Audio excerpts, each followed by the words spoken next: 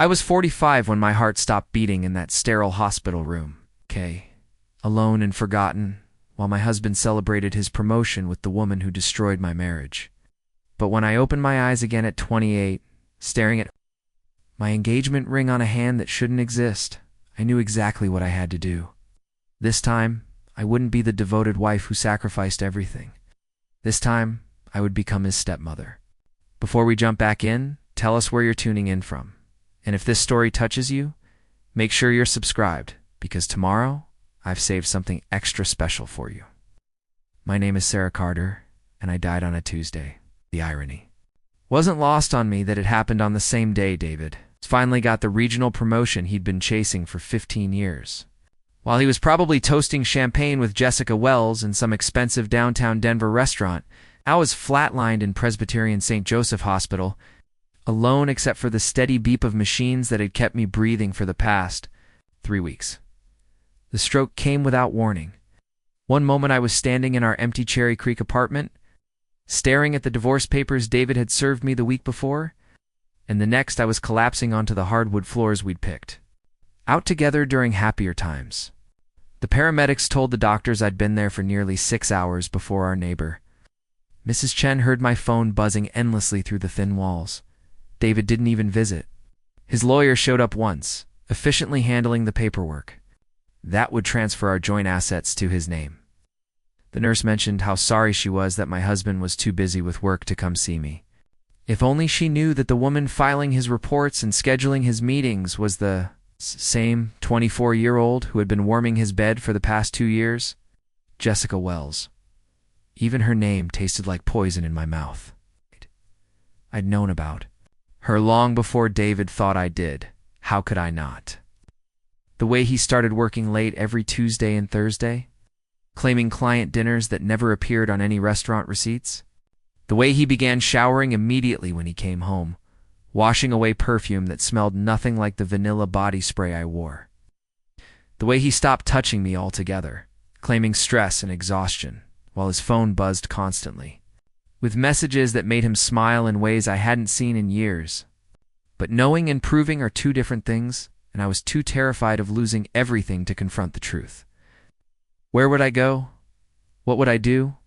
I'd given up my marketing career 8 years earlier when David convinced me that his income at Meridian Financial Group was enough to support us both. He said I could focus on making our home perfect, maybe start the family we'd always talked about having someday. Someday never came. Instead, I became the perfect corporate wife.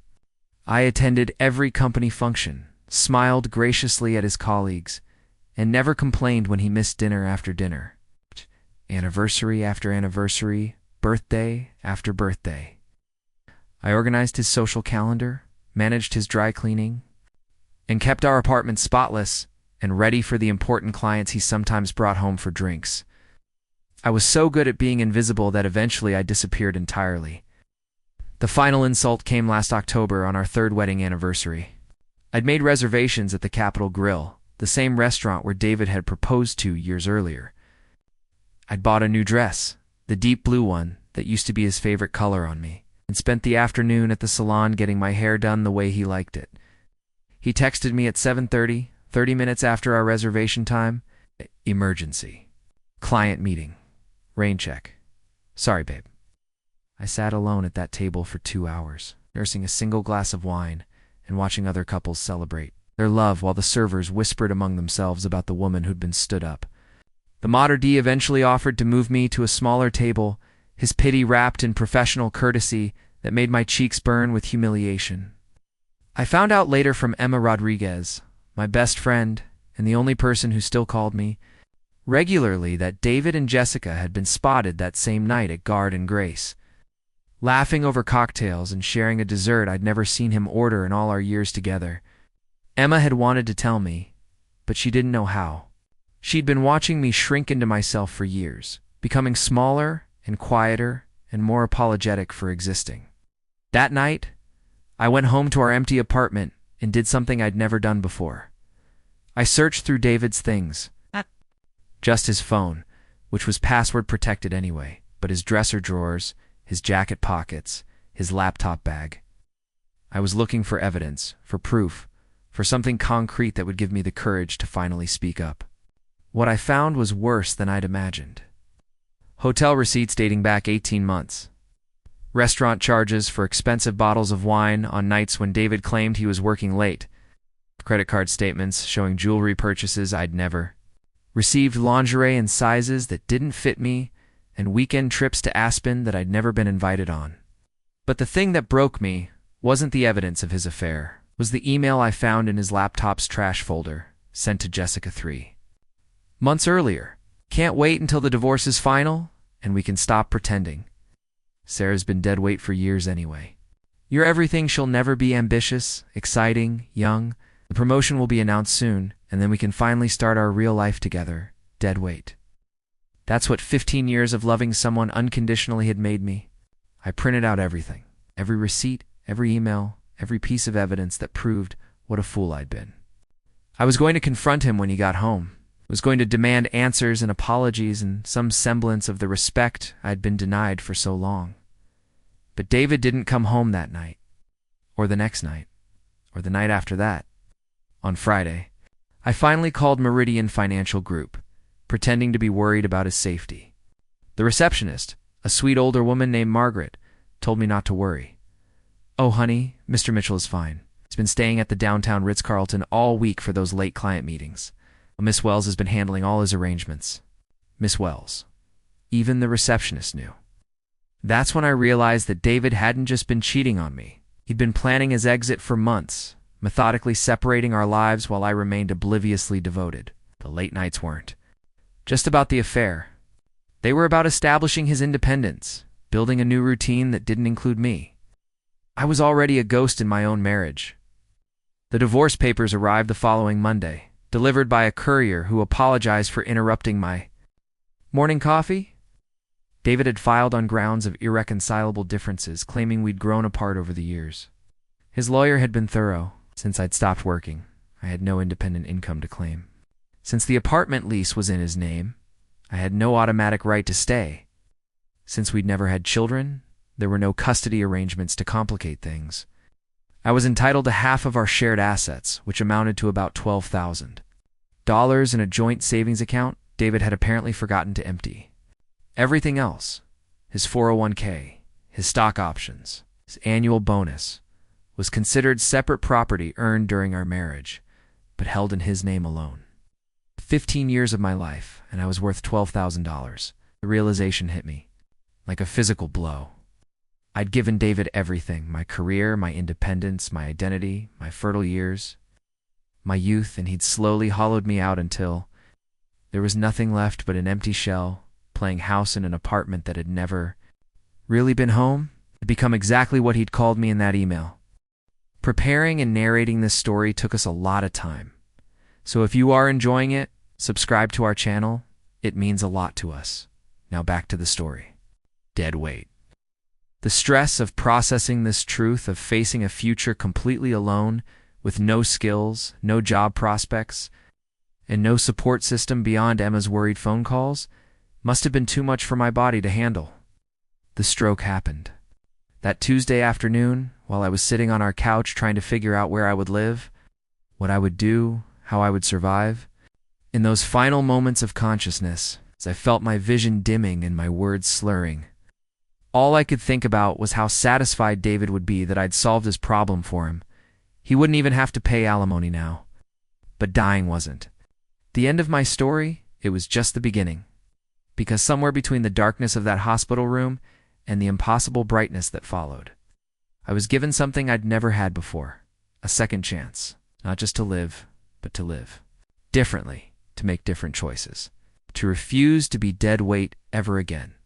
When I opened my eyes and saw my 28-year-old face in the mirror, when I realized I was back in our old apartment 3 years before everything fell apart, I understood that this wasn't just a miracle. It was an opportunity for revenge. And this time, I knew exactly how I was going to destroy David Mitchell's carefully planned life. I was going to seduce his boss, marry the man who controlled his entire career, and become the stepmother he'd never see coming. Michael Harrison, regional director of Meridian Financial Group, was about to become my weapon of choice. David wanted to climb the corporate ladder. Perfect. I'd be waiting for him at the top with the power to kick that ladder out from under him whenever I chose. The game was about to begin, and this time I was playing to win. The first thing I noticed when consciousness returned wasn't the familiar weight of my engagement ring or the morning light streaming through windows I'd forgotten we'd once kept uncovered. Voice carrying the same off-key rendition of that old Eagles song he used to massacre. Every morning during our early days together, my body felt different, lighter, stronger. When I sat up and caught my reflection in the dresser mirror across the room, I nearly cried out in shock. The face staring back at me belonged to someone I'd almost forgotten existed. My cheeks were full and glowing with the kind of health that only comes with youth. My hair was thick and shiny, falling in waves past my shoulders instead of the thin, brittle strands I'd been desperately trying to style in my final months. Even my hands looked different, the skin smooth and unmarked by the stress lines and premature aging that had crept in during those last terrible years. But it was my eyes that confirmed what my rational mind was struggling to accept. They were bright with possibility instead of dull with resignation, alert instead of exhausted. There was hope in them again, something I'd watched die so gradually I hadn't even noticed its disappearance until this moment. I was 28 years old again. The date on my phone read January 8th, 3 years and 9 months before that. Devastating Tuesday when my heart would stop beating in a hospital room. 3 years and 9 months before David would finally get everything he wanted, while I lost everything I'd never realized I needed. More importantly, it was exactly 3 months before our wedding. The shower shut off, and I heard David humming. As he moved around the bathroom, completely unaware that the woman he'd dismissed as dead weight now possessed knowledge that could destroy him.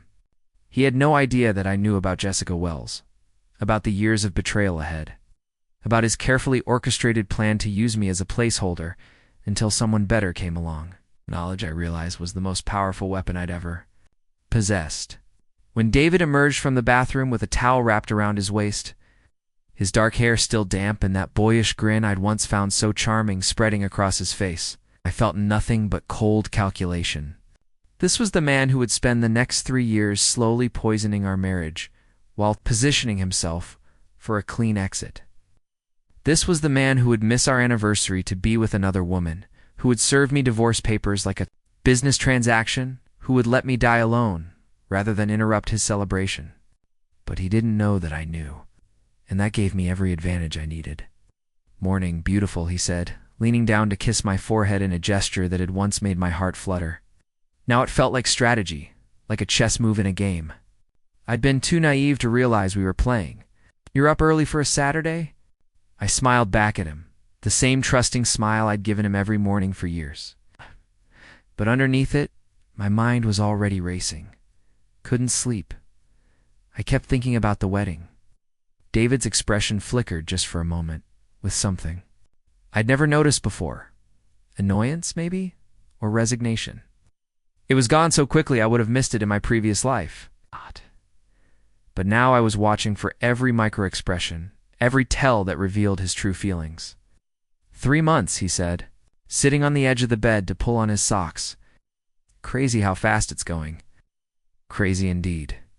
In my original timeline, these 3 months had been a blur of wedding planning stress, vendor meetings, and increasing anxiety about David's growing distance. I'd attributed his detachment to pre-wedding nerves, his longer work hours to the pressure of planning our future together. I'd been so focused on creating the perfect wedding that I'd completely missed the signs that the groom was already checking out. This time would be different. "I've been thinking," I said carefully, watching his reaction. "Maybe we should postpone the wedding." David's head snapped up so fast I was surprised he didn't get whiplash. For a split second, relief flooded his features before he caught himself and rearranged them into concern. "Postpone? Why? Is everything okay?" The speed of his response told me everything I needed to know. David wanted out of this wedding, but he was too much of a coward to be the one to suggest it. He'd been hoping I would do it for him, or that he could sabotage things subtly enough that I'd call it off myself. "No, I just think we should be absolutely sure," I continued, letting uncertainty creep into my voice. Marriage is such a big step, and I want us both to be completely ready."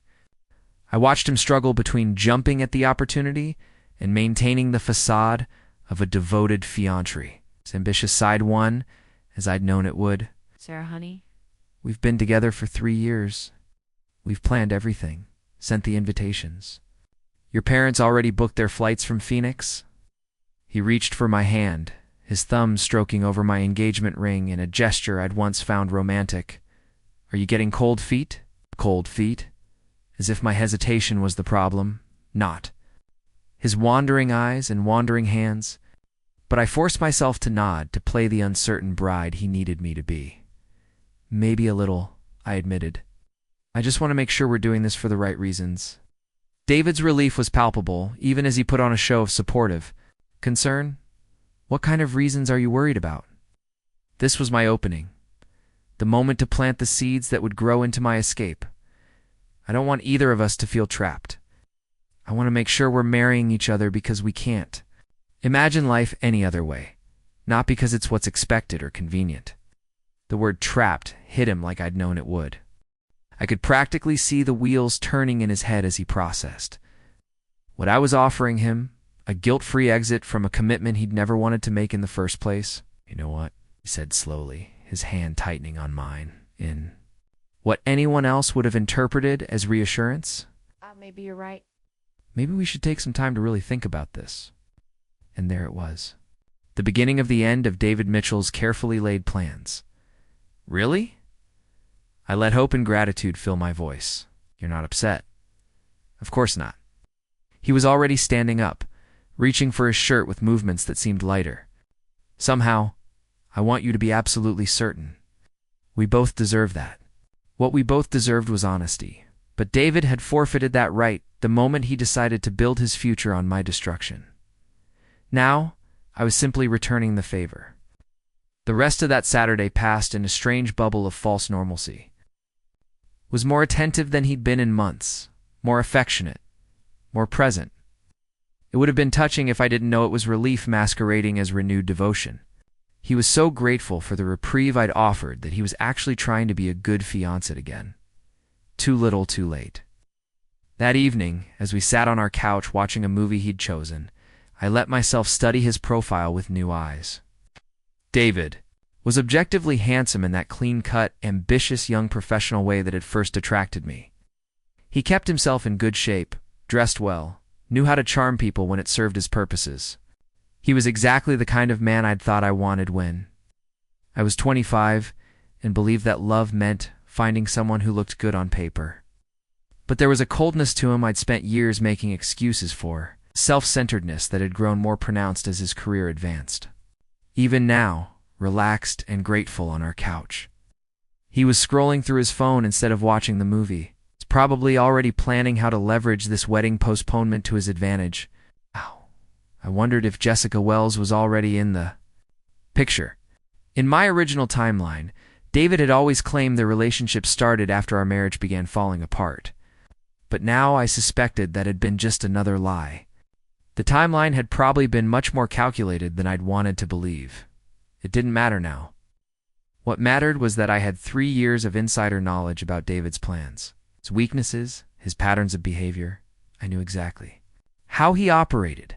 Exactly what he wanted, exactly how he thought he was going to get it. And I was going to use every piece of that knowledge to destroy him. But first, I needed to build myself back up. The Sarah Carter who had married David Mitchell had been young and naive and desperately in love with the idea of being chosen by someone like him. She'd been willing to sacrifice her own ambitions for his, to make herself smaller so he could feel bigger, to disappear into a shadow until there was nothing left of her but reflected light. The Sarah Carter who would defeat David Mitchell would be someone entirely different. She would be strategic instead of romantic, calculating instead of trusting, focused on her own power instead of his approval. She would be everything he'd never expected me to become. Monday morning brought the first real test of my resolve. David left for work with the same kiss on the cheek he'd given me every weekday for the past 3 years. But this time I didn't watch him from the window, or spend the morning wondering what he was doing. Instead, I did something I hadn't done since I'd quit my job to play house. I got dressed in real clothes and walked out the door with purpose. My first stop was Creative Solutions Marketing Agency, the boutique firm where I'd worked before David, convinced me that his success was more important than my own career. The building looked exactly the same as I remembered, a converted warehouse in the trendy Reno district that housed half a dozen creative companies and smelled perpetually of coffee and ambition. Left this place on good terms, claiming I wanted to focus on my relationship and maybe start freelancing from home. My former boss, Janet Morrison, had been disappointed but understanding, keeping my departure friendly and professional. In my original timeline, I'd never contacted her again, too embarrassed to admit that freelancing from home had turned into doing nothing at all. Wow. David's career consumed our lives. This time, I walked through that familiar lobby with my shoulders back and my head high. Sarah Carter. Janet's face lit up when I appeared in her doorway. She looked exactly as I remembered her, sharp-eyed and energetic, with gray-streaked hair that refused to behave and an outfit that managed to look both professional and artistic. "This is a wonderful surprise. How have you been?" "Busy with wedding planning," I said, settling into the chair across from her desk. "But I've been thinking a lot about work lately. I miss this place." Janet leaned back in her chair, studying me with the same intensity she'd once brought to campaign strategies. "Miss it enough to consider coming back?" The question hung between us, like an invitation I'd been too scared to hope for. In my previous life, the idea of returning to work had terrified me. I'd been out of the game for so long, technology had advanced, the industry had evolved. I'd convinced myself I was too far behind to catch up. But that had been the old Sarah, the one who'd let David define her limitations. The new Sarah had the benefit of hindsight and the desperate hunger of someone who'd lost everything once and refused to let it happen again. "Actually, yes," I said. "I know I've been out of the loop for a while, but I'm ready to get back in, if you'll have me." Janet's smile was immediate and genuine. "Sarah, you are one of the best strategic thinkers I've ever worked with. The Miller campaign you designed in your last month here is still being used as a case study in our new employee training. Of course, I'll have you back." The relief was so overwhelming I almost cried. In my original timeline, I'd spent years believing I was nothing without David, that my worth was tied entirely to how well I supported his ambitions. But here was proof that I'd been valuable in my own right, that my contributions had mattered, that I was more than just dead weight. "What would you be looking for in terms of schedule?" Janet continued. "I know you're getting married soon." "Actually, we've decided to postpone the wedding," I said, the words feeling stronger each time I spoke them. I realized I wasn't ready to give up my career completely. I want to rebuild before I take that step. Janet nodded approvingly. "Smart choice. Many talented women disappear into marriages and never find their way back." "When would you like?" "To start as soon as possible." We spent the next hour discussing salary, responsibilities, and expectations. The numbers weren't impressive by David's standards, but they represented something far more valuable than money: independence. With my own income, I wouldn't be financially trapped in our relationship. I could afford my own apartment, my own choices, my own life. For the first time in years, I felt like a person instead of an accessory. My second stop was the bank. I'd never paid much attention to our financial arrangements before, trusting David to handle everything because he was better with numbers. That trust had cost me dearly in my previous life, leaving me with almost nothing when our marriage ended. This time, I was taking control. I'd like to open my own checking and savings accounts.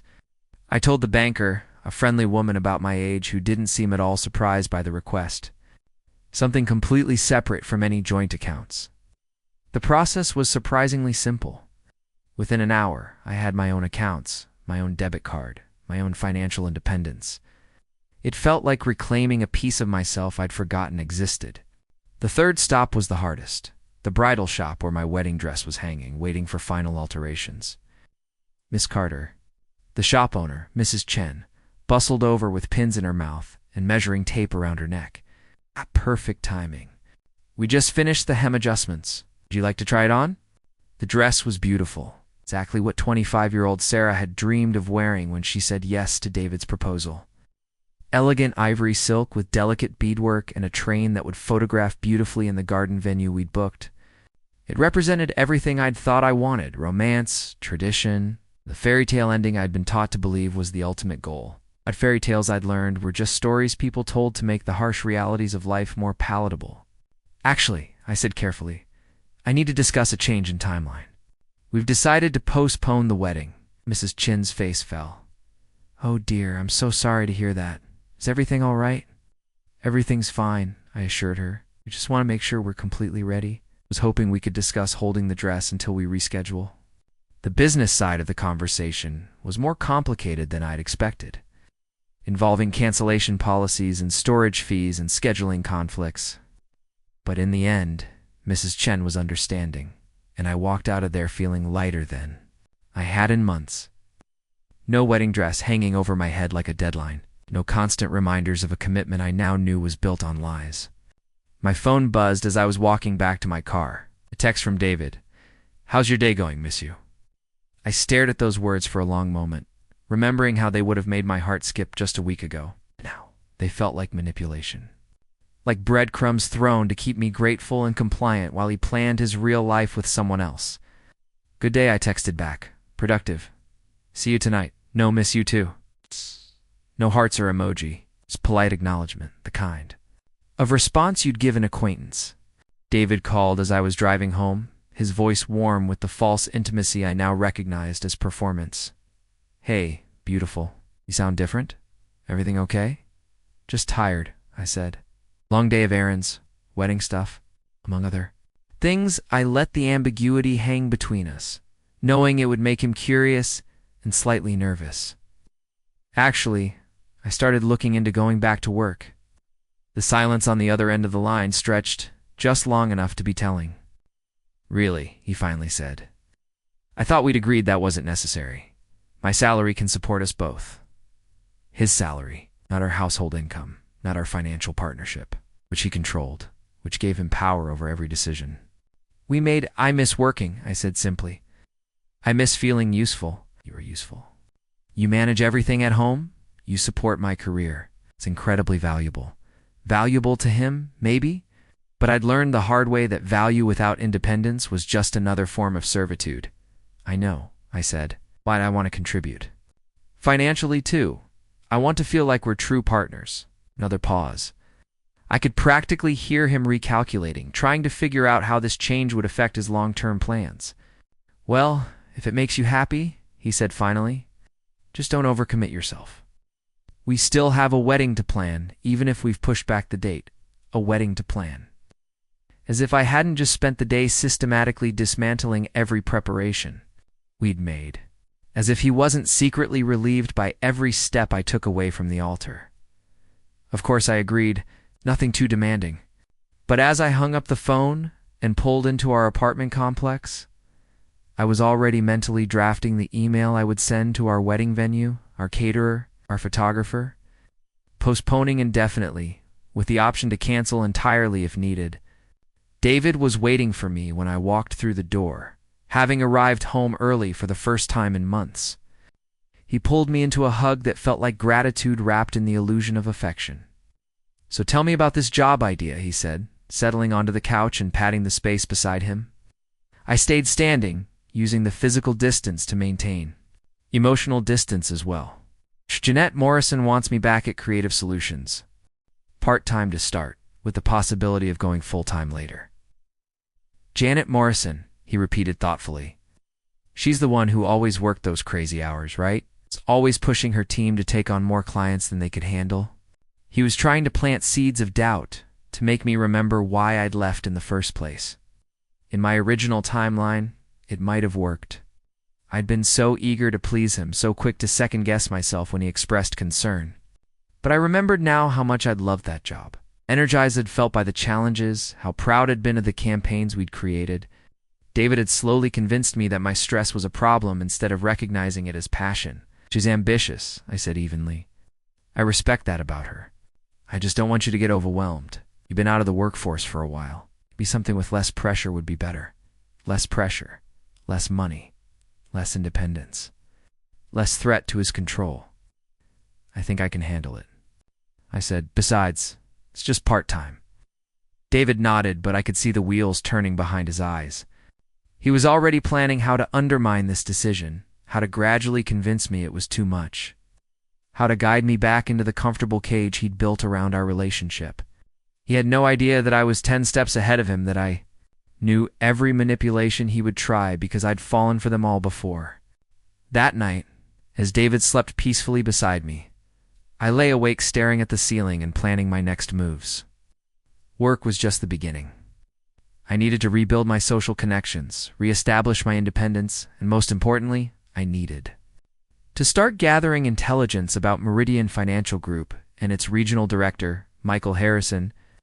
If I was going to destroy David's career by seducing his boss, I needed to know everything about the man I was planning to target: his habits, his interests, his vulnerabilities, his divorce history, his relationship patterns, his professional priorities. Michael Harrison was going to be my weapon against David, but first, he was going to be my prize. And unlike my previous marriage, this relationship would be built on strategy instead of sentiment, power instead of love. David stirred beside me, mumbling something in his sleep that might have been another woman's name. I smiled in the darkness, thinking about how shocked he would be when he realized what I'd become. The devoted fiancée was dead. In her place was someone far more dangerous, a woman with nothing left to lose and everything to gain. The following Tuesday marked exactly 1 week since my rebirth, and I decided it was time to test the new dynamics I'd been carefully establishing. David had been increasingly attentive since our wedding postponement conversation, bringing me coffee in the morning and suggesting dinner dates with the kind of enthusiasm that would have thrilled my previous self. But I could see through the performance now. His attentiveness had the desperate edge of someone trying to maintain control of a situation that was slipping away from him. Every gesture felt calculated, every sweet word designed to keep me grateful and compliant while he figured out his next move. I was in the kitchen making breakfast when he emerged from the bedroom, already dressed in one of his expensive suits. David had always been particular about his appearance, but lately he'd been even more meticulous about his grooming. His hair was perfectly styled, his tie precisely knotted, his shoes polished to a mirror shine. "Big day today," he announced, adjusting his cufflinks with a kind of casual precision that suggested he'd practiced the motion. "Michael Harrison is flying in from the corporate office for quarterly reviews." The name sent a jolt of recognition through me, though I was careful not to let it show on my face. Michael Harrison, regional director, David's ultimate boss, and my future target. In my original timeline, I'd heard his name mentioned countless times, but had never met him. David had always made excuses for why I couldn't attend the company events where Harrison appeared, claiming they were too boring or too political for me to enjoy. Ow! Now I understood those excuses differently. David hadn't wanted me anywhere near the upper levels of his company's hierarchy, hadn't wanted me to see how small his position really was in the grand scheme of things. "That sounds important," I said neutrally, not giving him the enthusiastic support he was clearly fishing for. "It is. This could determine my trajectory for the next 5 years." He paused, waiting for me to ask follow-up questions or offer encouragement. When I didn't, he continued anyway. "Harrison's the one who controls regional promotions. Getting on his radar could change everything for us." Das. As if my life was so completely intertwined with his career that his success automatically became my success. As if I had no aspirations or goals beyond watching him climb the corporate ladder. "I'm sure you'll make a good impression," I said, turning back to my coffee. David frowned, clearly expecting more enthusiasm. "The whole department is nervous. Harrison has a reputation for being tough but fair. If you prove yourself valuable, he rewards it. But if you disappoint him, you let the threat hang in the air." But I was barely listening. I was too busy calculating how I could arrange to meet Michael Harrison myself. If I was going to seduce David's boss, I needed to move carefully, strategically. One wrong move could destroy everything. "Maybe I should meet him sometime," I said, casually, "if he's so important to your career." The suggestion hit David like a physical blow. His face went through several expressions before settling on carefully controlled anxiety. "You don't want to bother with company politics. he said quickly. These corporate types are all business, no personality. You'd be bored to tears. There it was again, the subtle condescension wrapped in fake protection. David had spent years convincing me that I wasn't smart enough, sophisticated enough, or interesting enough to engage with his professional world. He'd made me believe that my role was to stay home and provide emotional support while he handled the real challenges of adult life. But I remembered now how much I'd enjoyed the strategic thinking required in marketing, how naturally the networking and relationship building had come to me. David hadn't been protecting me from boredom. He'd been protecting himself from competition. Still, I pressed, it might be nice to put a face to the name, especially if he's so influential. David's jaw tightened almost imperceptibly. Maybe someday, but today's just business. Quarterly reports, budget discussions, performance reviews. Nothing you'd find interesting. I let the subject drop, but my mind was already working. If David wouldn't introduce me to Michael Harrison, I'd have to find another way to make contact. And I had a feeling I knew exactly how to do it. That afternoon, showed up at Meridian Financial Group's downtown offices, carrying a designer coffee carrier and wearing my most professional outfit. The lobby was all glass and chrome, designed to project success and stability to potential clients. The kind of place David loved to bring me when he needed to impress me with his importance. "I'm here to surprise my fiancée," I told the receptionist. A polished woman in her 40s, who looked like she'd been chosen specifically for her ability to project competent sophistication. "David Mitchell? He's in a meeting with Michael Harrison?" Today, recognition flickered in her eyes. "Oh, you must be Sarah. David talks about you all the time. I'm Margaret." Margaret, the same receptionist who would tell me about David's hotel arrangements in my previous timeline. The woman who would accidentally reveal how thoroughly he'd been planning his double life. "It's so nice to finally meet you," I said warmly. "David's mentioned how wonderful you are." Margaret practically glowed at the compliment. "He's such a sweet man. Always so thoughtful about remembering my grandchildren's birthdays and asking about my husband's retirement plans. Thoughtful." David had never remembered my birthday without multiple reminders, but apparently he could keep track of his receptionist's family details when it served his professional interests. "I brought coffee for his meeting," I continued, lifting the carrier. "I know how important today is for him." "Oh, that's so thoughtful." Margaret's expression shifted to mild concern. "Though I'm not sure I should interrupt, Mr. Harrison is very focused during these quarterly reviews." Perfect. This was exactly the opening I needed. "Of course, I understand completely. Maybe I could just wait until they're finished? I don't want to disrupt anything important." Margaret glanced around the lobby, then leaned forward conspiratorially. "Well, they should be wrapping up soon." The meeting was scheduled to end at 4, and it's almost 4:30 now. "Why don't you have a seat? And I'll let David know you're here when they come out." I settled into one of the leather chairs positioned to give me a clear view of the elevator bank. Coffee carrier at my feet and phone in my hand like any other professional woman waiting for a meeting to end. From this position, I could observe. Without appearing to lurk, could study Michael Harrison when he emerged without making it obvious that he was my real target. The elevator doors opened at 4:45, and I knew immediately which man was Michael Harrison. He walked with the kind of quiet confidence that comes from real authority rather than borrowed power. Tall and lean with prematurely silver hair and sharp blue eyes, he carried himself like someone who'd never needed to prove he belonged in any room he entered. David followed a step behind, his body language deferential in a way I'd never seen before. At home he was the unquestioned authority figure, the one who made decisions and expected compliance. But next to Michael Harrison, he looked young and eager to please, like a student hoping for approval from a favorite professor. They shook hands at the elevator, and I caught fragments of their conversation as Harrison's voice carried across the lobby. "Impressed with the quarterly numbers. Keep up the momentum, and we'll discuss expanded responsibilities next quarter." David's face lit up with the kind of genuine pleasure I hadn't seen from him in months. Whatever had happened in that meeting, it had gone well for his ambitions. "Thank you, sir. I won't let you down. I'm sure you won't." Harrison's tone was professional, but warm. The voice of someone who genuinely wanted his employees to succeed. Send my regards to your fiancée. I understand congratulations are in order, my breath caught. David had mentioned me to his boss, had told him about our engagement. But his response made my blood run cold. Actually, we've decided to postpone. The wedding, David said casually. Sarah's been having some doubts, wants to make sure she's ready for such a big commitment.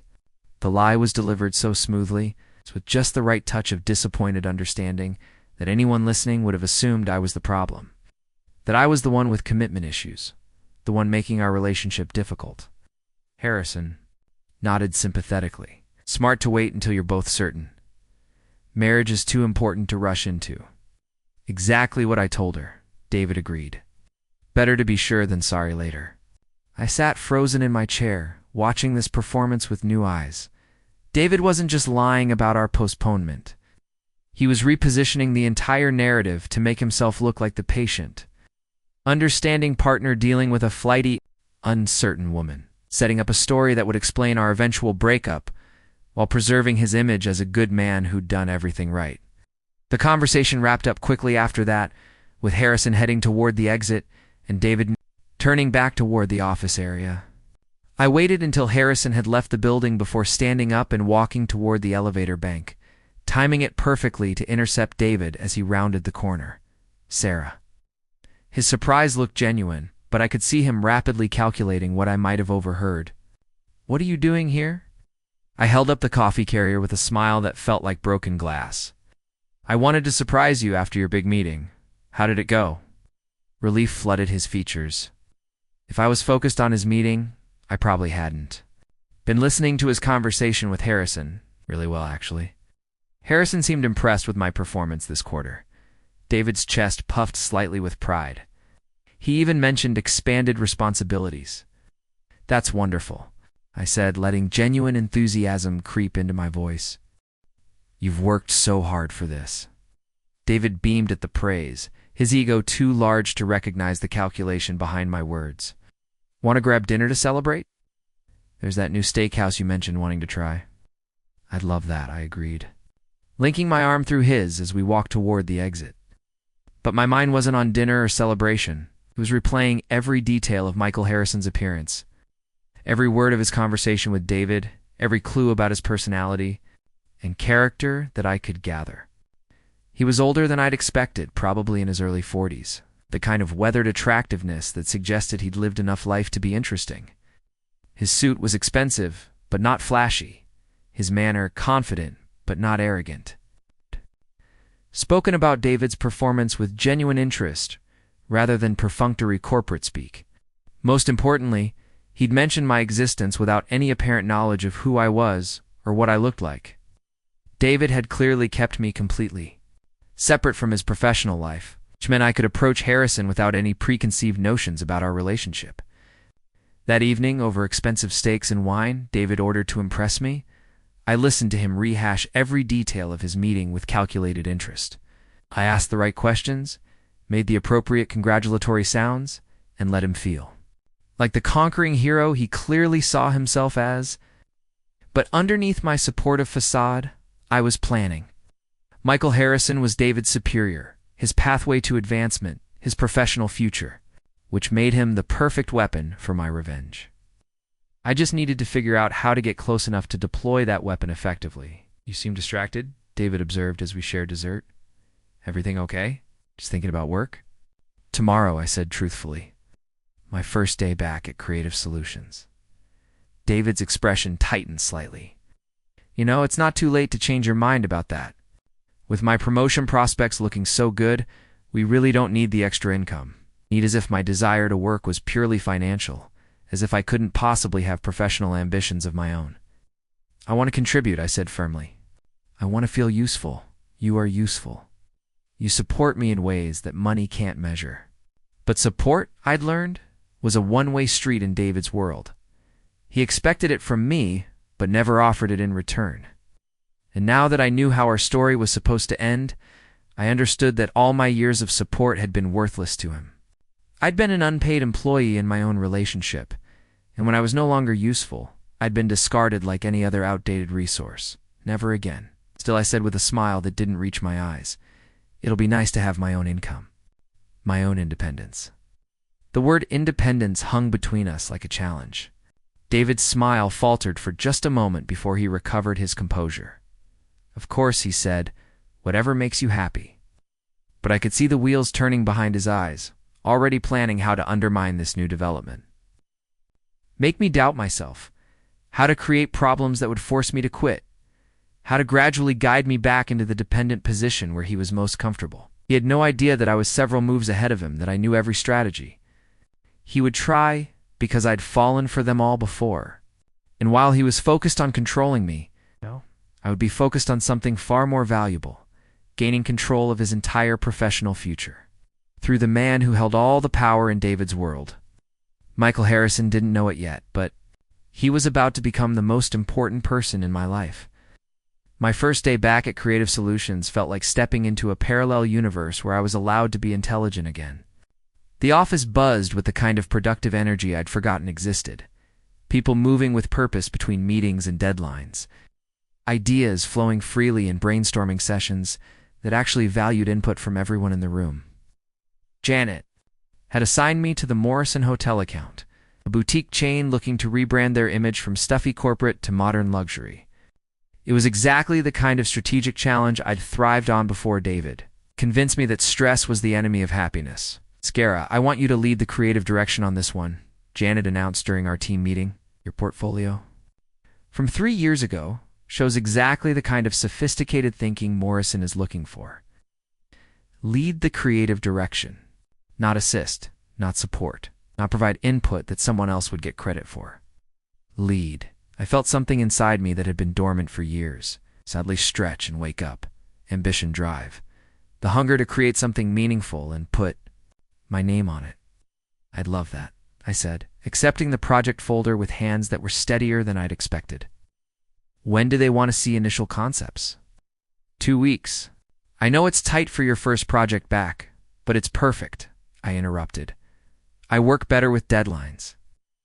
The next morning, I arrived at the office an hour early and dove into research with the kind of focused intensity I'd forgotten I possessed.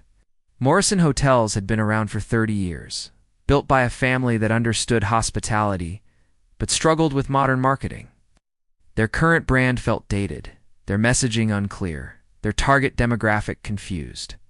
But I could see the potential underneath all that corporate confusion.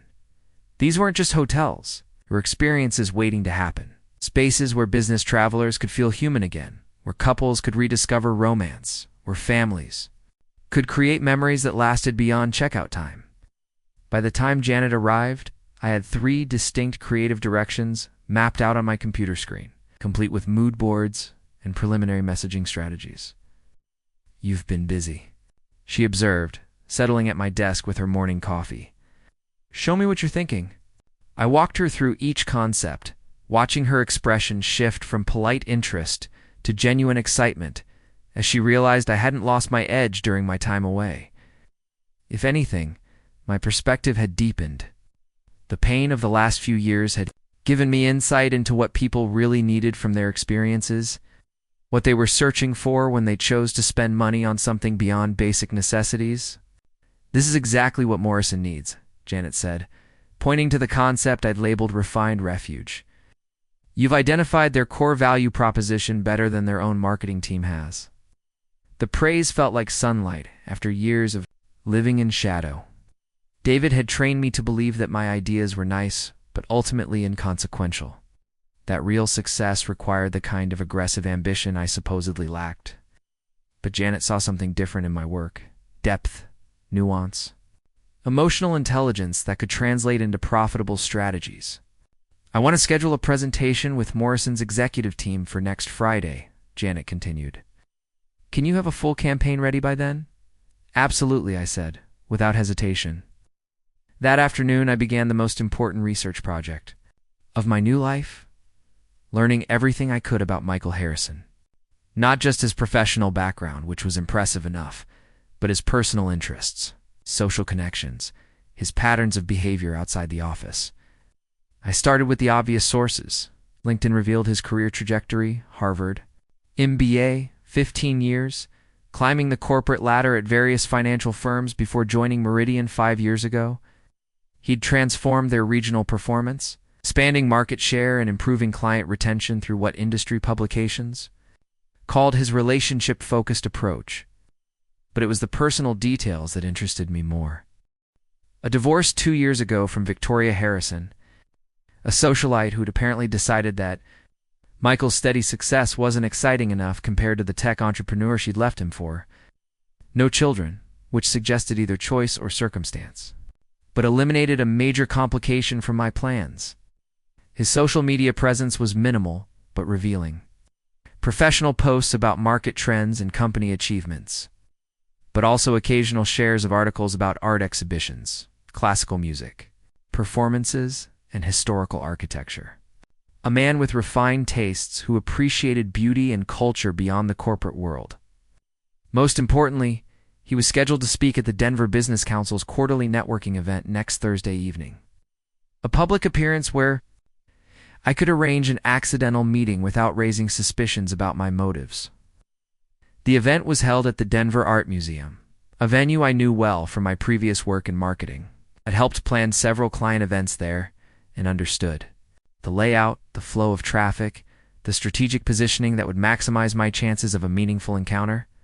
I spent an hour that evening choosing the perfect outfit, a navy dress that was professional enough for a business event but sophisticated enough to suggest I belonged in elevated social circles. It's understated jewelry, minimal makeup, everything calibrated to project competence and class without trying too hard. David was working late again, supposedly preparing for another client presentation, which gave me the freedom to attend the event without explaining my sudden interest in Denver's business community. I'd simply tell him I was networking for creative solutions, building relationships that could benefit my marketing career. The museum was transformed for the evening, cocktail stations positioned throughout the galleries and string quartet providing ambient sophistication. I arrived fashionably late, when the crowd had reached that perfect density where conversations flowed easily, but individuals could still navigate the space. I spotted Michael Harrison almost immediately. He stood near a contemporary sculpture, engaged in conversation with two other men I recognized from local business publications. Even in a room full of successful professionals, his presence commanded attention. Not because he demanded it, but because he earned it through the kind of quiet confidence that drew people into his orbit. I positioned myself at the bar within his sideline and waited for the right moment to make my approach. Patience was crucial here. Any hint of desperation or calculation would destroy my credibility before I'd established it. The opportunity came when his conversation partners moved on to examine other artworks, leaving him momentarily alone in front of a painting that I recognized from my research as one of his favorites, a piece by a local artist who specialized in abstract interpretations of Colorado landscapes. "The way she captures light is extraordinary," I commented, moving to stand beside him with my wine glass positioned casually. "Most people see abstraction as departure from reality, but her work proves it can reveal truth more clearly than representation." Michael turned to look at me, and I felt the full force of his attention like a physical weight. His eyes were even more striking up close, intelligent and assessing without being cold. "You know Rebecca Morrison's work?" he asked, genuine interest replacing polite conversation. "I've followed her career since her first gallery showing 5 years ago," I replied truthfully. "There's something about the way she translates emotional landscape into visual experience that speaks to anyone who's lived in Colorado long enough to understand the spiritual geography of this place." It was exactly the kind of observation that would resonate with someone of his sophistication, demonstrating both knowledge and philosophical depth without pretension. I'd gambled that his appreciation for art extended beyond casual consumption. His expression confirmed I'd calculated correctly. "That's beautifully put," he said, extending his hand. "Harrison." "Sarah Carter," I replied, letting our handshake linger just long enough to suggest interest without impropriety. We spent the next 20 minutes discussing art, architecture, and the evolution of Denver's cultural scene. Michael was everything I'd hoped he would be: intelligent, articulate, genuinely interested in ideas beyond profit margins and quarterly reports. He listened when I spoke, asked thoughtful questions, and shared observations that revealed both breadth of knowledge and depth of consideration. More importantly, he seemed attracted to my mind as much as my appearance. I could see him reassessing his initial impression as our conversation continued. Recognizing that I was more than just another pretty face at a networking event. "What brings you to the business council gathering?" he asked eventually. "Are you in finance? Marketing?" I said. I recently returned to Creative Solutions after taking some time off. Tonight seemed like a good opportunity to reconnect. With Denver's business community, Creative Solutions, he repeated thoughtfully. Janet Morrison's firm. She has an excellent reputation. You know Janet? We've worked together on several client campaigns over the years. Meridian Financial. Occasionally needs marketing support for our more complex client relationships. He paused, studying my face with new interest. Sarah Carter. I feel like I should know that name. My pulse quickened, but I kept my expression neutral. This was the moment of truth, where careful preparation would either pay off or expose me as a fraud. I worked on the Pinnacle investment campaign 3 years ago, I said, referencing a project I'd completed shortly before leaving Creative Solutions. We helped them rebrand their client communications to feel more personal and less corporate. Recognition flickered in his eyes. That was brilliant work. The retention numbers improved dramatically after that campaign launched. He smiled, and the expression transformed his entire face. I remember being impressed by the strategic thinking behind that approach. "Thank you," I said simply, letting his praise settle between us without diminishing it with false modesty. The evening continued with effortless conversation, each exchange building toward something that felt inevitable rather than forced. When Michael suggested continuing our discussion over dinner the following week, I accepted with exactly the right balance of enthusiasm and professionalism. I know a place that serves exceptional cuisine and happens to have several Morrison originals on the walls, he said, producing his business card with elegant efficiency. "Would Tuesday evening work for you?" "Tuesday would be perfect," I agreed, accepting the card and feeling its expensive weight between my fingers. As I drove home that night, I couldn't help but smile at how perfectly the evening had unfolded. Michael Harrison was attracted to me, impressed by my intelligence, and interested in exploring both a professional and personal connection. Everything was proceeding exactly according to plan. David was still awake when I arrived home, supposedly, reviewing client files but actually scrolling through his phone with the distracted attention of someone. His mind was elsewhere. "How was your networking thing?" he asked without looking up. "Productive," I said truthfully. "I made some interesting connections." "Good for you," he replied, his tone suggesting he considered my professional activities cute but ultimately irrelevant to our real life together. If only he knew that one of those connections was about to become the instrument of his destruction. Up next, you've got 2 more standout stories right on your screen. If this one hit the mark, you won't want to pass these up. Just click and check them out.